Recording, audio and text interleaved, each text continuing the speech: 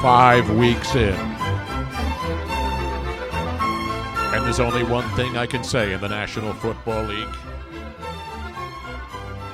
How about them Cowboys? How about them Cowboys? How about them Redskins? How about that Jay Gruden? The smartest man in America today, ladies and gentlemen, is Jay Gruden. He knew he was going to get fired, and he got fired. He knew he wouldn't get fired next week after the Washington Redskins presumably could beat the Miami Dolphins. So they called him up at 5 o'clock in the morning, they being the hierarchy of the Washington Redskins, at 5 a.m. instead of last night, yesterday afternoon after the game. I said, Jay, why don't you come down to my office so we can fire your ass? What a way to get the news. At 5 a.m.? You call me up at 5 a.m., I'm hanging the phone up. Seriously. Just send a courier or something. Email me, text me, tweet me. Doesn't Jay Gruden have the same thing that we have on our phones that you can, like, put it on silent? They wanted to make it a big deal.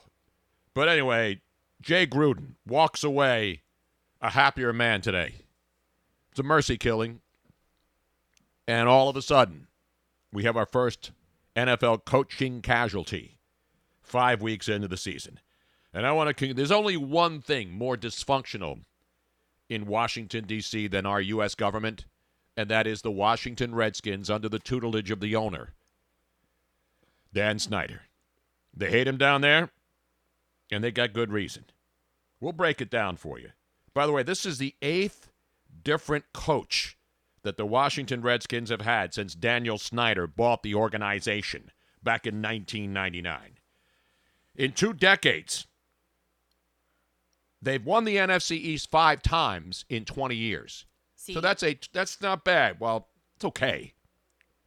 5 times in 2 decades. So that's a quarter of the time that they've been under the ownership, right? If you've been 20 years, 1/4 of that is 20. That would be correct. 20%. So they've won 5 NFC East championships. 20% is 1/5, just saying.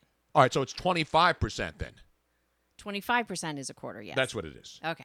So 25%. So if you want to look at it from a positive perspective, the Washington Redskins have won 25% of the NFC East championships since Dan Snyder brought them 20 years ago, 1999. And again, don't ask me to do extended math. And what have they done? 5 times in the East. They did. They were first in the NFC East. The last time was January 2015. Remember when they won the NFC East? That was Jay Gruden, and everybody was going crazy. Jay Gruden.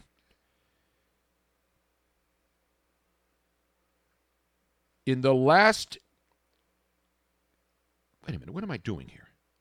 I don't know. You're looking very perplexed right now. He did last longer than any other of the coaches in Washington since 1999. Okay. Jim Zorn, Mike Shanahan. Let's see. You had Marty Schottenheimer. Only lasted 1 year. Marty Schottenheimer was 8-8, and they fired him after 1 year. Can I just remember the days of your Schottenheim, Well, guess what? You can't even do it, Robin. No, and here's the best part of it. This era occurred when not only was Mike Shanahan one of the Washington Redskins coaches, but so was Marty Schottenheimer. Schottenheimer, Shanahan. Schottenheimer, Shanahan. I get them confused all the time. It's not Schottenheimer. Schottenheimer. No, that's what happens when you eat too much bean stuff. But anyway, Washington has made a move. And guess who replaces Jay Gruden in Washington after they got smoked yesterday by your New England Patriots? Joe Theismann? No. Bill Callahan, who was the assistant head coach, so that was the obvious move. If you're the assistant head coach and you fire the head coach, you move him up. But Bill Callahan is the offensive line coach also. And what's interesting to note about Bill Callahan, he was also elevated to head coach when Jay Gruden's brother John Gruden was fired by the Oakland Raiders back in 2002. So Bill Callahan has replaced both Gruden brothers in 2 different organizations, eh? So anyway, that's the latest in Washington. And so the Redskins now, They're gonna keep Bill Callahan in there till the end of the year. They're not gonna fire this guy if he loses to Miami. Although if you lose to Miami, you should be fired. Yeah. But anyway, there's nothing they can do. They've had injuries, and to be honest and to be fair, I don't say this because I'm an Eagle fan and it's the NFC East. They've been through a hell of a lot. The injuries, Trent Williams, their all-pro left tackle hasn't shown up. They're down to their third quarterback, and you look what happens when you get down to your third quarterback. I mean, good stuff doesn't happen. Just look around the league. Just look at the Jets, who the Eagles destroyed yesterday. But I guess when the Eagles destroyed the Jets yesterday, to the so-called informed media and fan base in this town, they didn't destroy him enough. This is the same media and fan base, by the way, that was suggesting this is a trap game. Yeah, this is a trap game. Eagles are looking ahead. They got this tough 3-game stretch coming up. So be careful out there. Even people were suggesting that the Jets were a good play as an underdog yesterday. Those people just don't understand the game of football. They don't understand if a football is stuffed or inflated. But now, of course, they're all out there saying, Carson Wentz, man. Carson Wentz. I mean, come on, man. He's just not impressive. He's just not good. Look at his stats. Look at all those stats. You know who's looking at his stats? Fantasy dorks. Fantasy people are the only people not impressed with Carson Wentz. Oh, he ranks down here. He's way down here in average completion percentage. He's down here. You know what else he is? He's 3-2. You know what else he is? He's a couple of drop passes away from being 5-0. That's what Carson Wentz is. So do the Eagles have to play better on the road if they're going to beat good teams? Absolutely. That's a given. But the problem that I have with the media, it's not because I'm a Carson Wentz lapdog or apologist. The people who overreact to every game, win or loss. Here in Philadelphia, we overreact to wins. Forget about losses. Of course people's heads explode when the Eagles lose.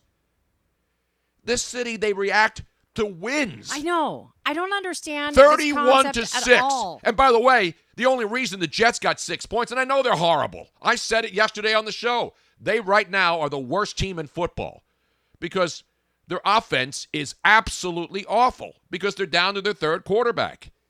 And we knew their offense was awful. The stats all told you how bad they were. Third down, first down, they can't run the football. They can't throw the football. And the only reason the Jets got a touchdown is because the Eagles fumbled a punt return and hand-delivered a gift touchdown where they ran a reverse, a double reverse to get a score. Or else the Jets get shut out in that game. So the good news is the Eagles' defense feasted on a team that they should have feasted on and got 10 sacks. The Eagles' offense did enough, all they had to do, to beat a bad team that, oh, by the way, despite their secondary issues, the Jets' defense was a top 10 defense coming into this game statistically. So if you want to use statistics about how bad Carson Wentz is, then you got to use the same statistics on how the New York Jets defense, especially up front, and Jamal Adams was a beast yesterday. So it's not like this is a really, really rotten defense. So anyway, overreact all you want. By the way, the baseball game is just underway, and Jose Altuve has just left the Tropicana Field yard. And the Astros, who are in a position to try to get the sweep in Tampa Bay down in Clearwater, lead already 1-0. The Philadelphia Eagles down there in Tampa champions. in an elimination game. And the Tampa Bay Rays, of course, have to win or this series is over in a 3-game sweep. I'll get you up to date on all the other baseball, but that just started. Charlie Morton on the mound for your Tampa Bay Rays. And what's interesting to note, Robin, in this game, which is just underway, Yes.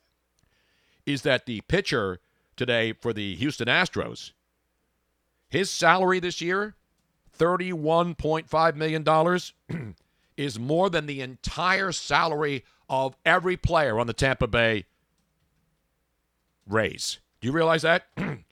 You take the salaries of every single player, except the ownership group. I'm talking about the players. Right. Their roster combined makes less money than the starting pitcher. Wow. Of your Houston Astros today, and of course the starting pitcher for your Houston Astros today. Can we say that seems unfair? Is Zach Greinke. Zach Greinke. makes $31.5 million. Not the entire organization, but certainly the starting lineup.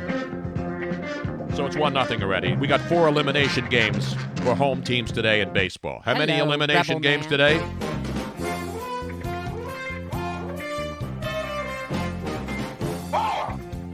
By the way, Yes.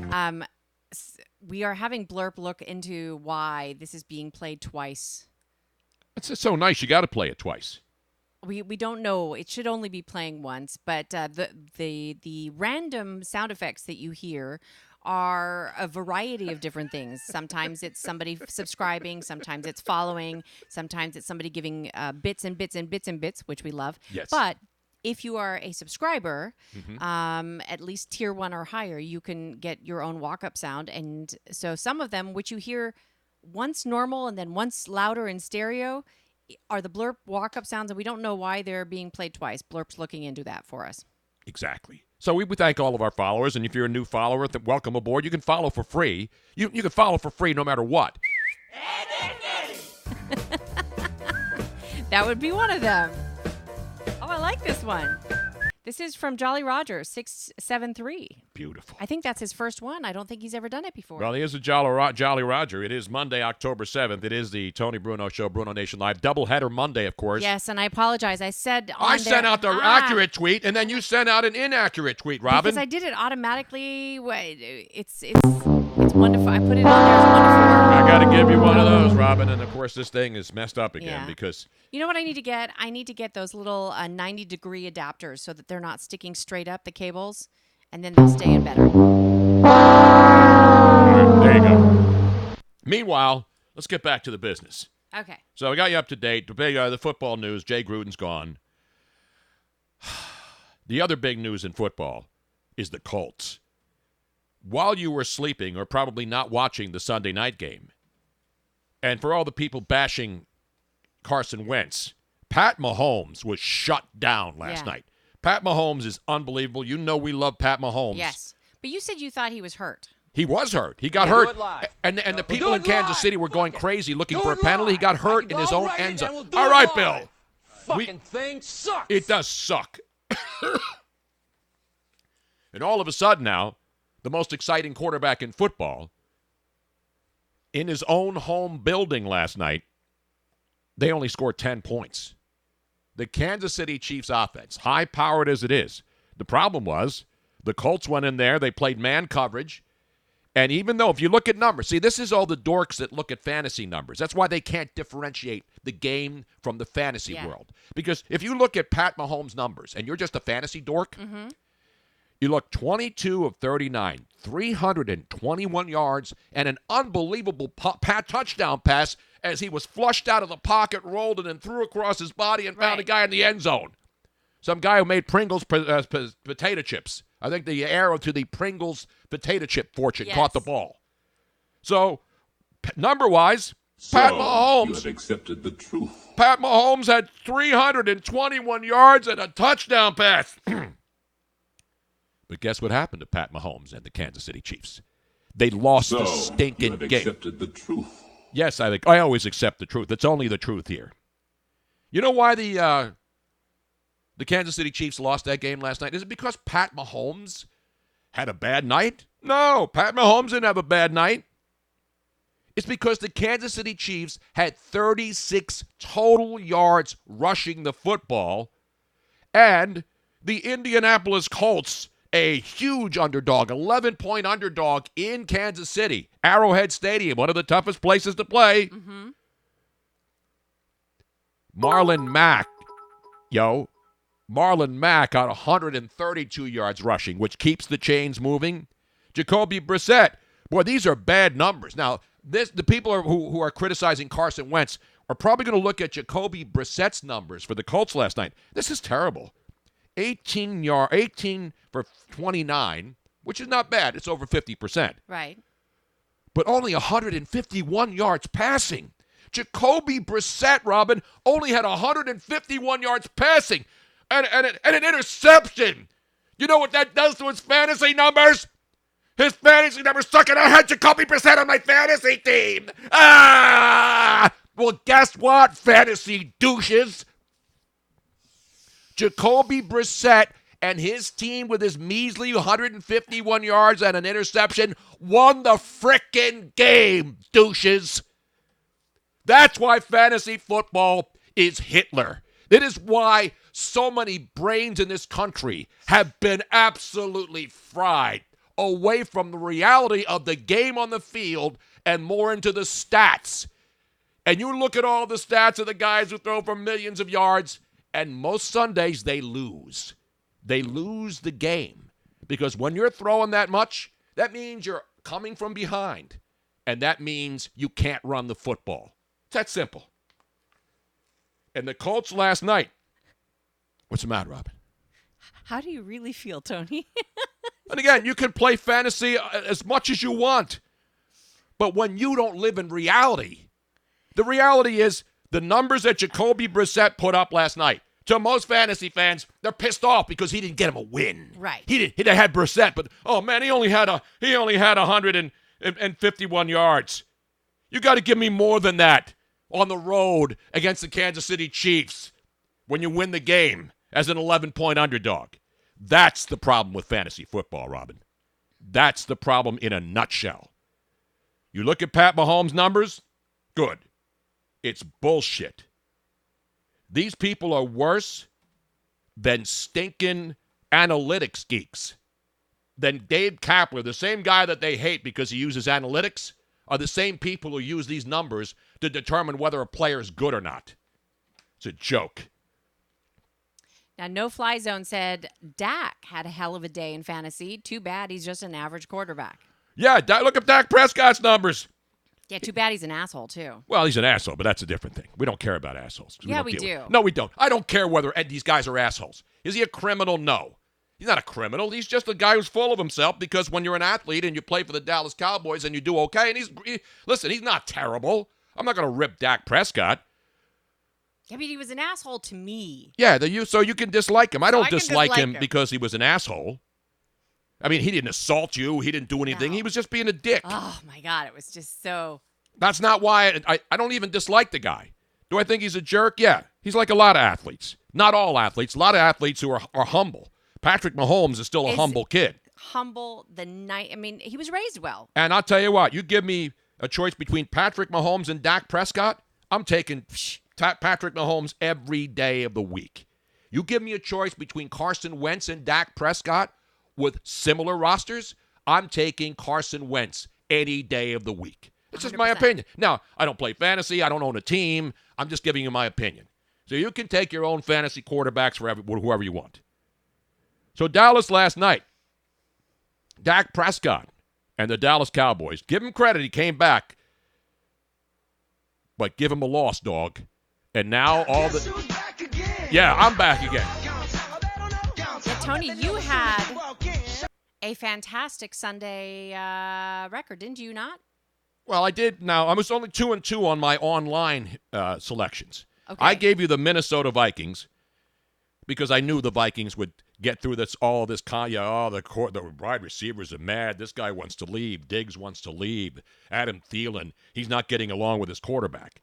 And as I said on Friday, as much as I like the young kid, Daniel Jones with the Giants, you can't put the New York media happens to do that. They put a guy in the Hall of Fame. He wasn't terrible, Daniel Jones. He looks good. But it's only his third game as a starter.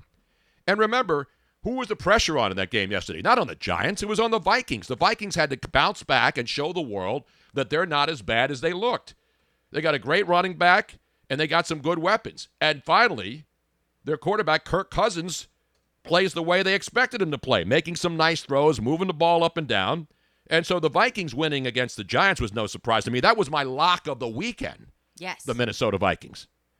Not because I don't like the Giants or Daniel Jones. I just saw this as an opportunity where they're going to go in. And they were favored, by the way, the Vikings. It wasn't like they were an underdog. They were favored on the road, and they went in there and they won and covered the number. Speaking of your locks, anybody that would like to follow Tony's locks and look at them all, they are posted on a variety of places, but they are original. The very first place that they are posted is on thepropsnetwork.com. THEPROPS network.com. The Props Network. Right. The good thing is you don't have to pay for them in there. No. There's no touts in there telling you, hey, call my 900 number here.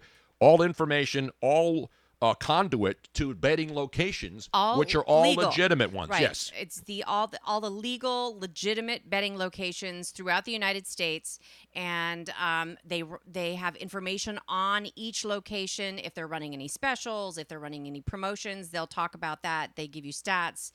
It is a fantastic place for any if you want to take whether you're serious about gambling or even if you're just a newbie, it's a great place to find out information on how to do things and where to go. Exactly. And that's where I post my picks every week. Now, I had a mediocre Sunday. It was 2-2. Now that your picks are also posted, by the way, on the website TonyBrunoShow.com. Right. So I was 2-2 on my picks that I posted Friday, and then yesterday during our Eagles pregame show, Right. we gave picks on the Eagles game. Yes, because the Philly Godfather, he's a regular on the great Philly Godfather. the simulcast that we do with 97.3 ESPN, Mm-hmm. and on there he came on again yesterday. Yes, to just talk. like he did on Thursday night. We were both in lockstep with the Rams and the over on the Thursday night game, where we're 7-0 now on Thursday night football picks documented. So I gave my pick on the Eagles and the under, and the Eagles laying the 14 and the under being 43, and that was 2 more winners. So basically I was 4-2 Right. on the Sunday picks. Even though the other two aren't shown on. No, but those the are prop documented. The But ones this on is the why you don't website, wanna and I miss. add, I didn't look. In other words, I didn't do what a lot of these touts do that charge you for picks. I didn't make a pick online and then go on the air somewhere else and then make an opposite pick of the ones Yeah. that I liked. And then the only ones that count I the liked ones are that you on there, and that you can't walk away from those. And we're 2-2. Right. I love the Texans, and I loved the Minnesota Vikings. But But I this- had the stinking Chicago Bears. I got sucked into the whole, and it was my fault for listening to The people like Bears. Luigi and all these other Have you people. not learned? Don't listen to No, Luigi. I'm busting his chops. But it wasn't just Luigi. It was all the media honks, the Chicago media, the NFL experts out there saying, man, and the Raiders, the numbers against the Raiders weren't good. The Raiders were 0-5 Right. when they go on the road after a win.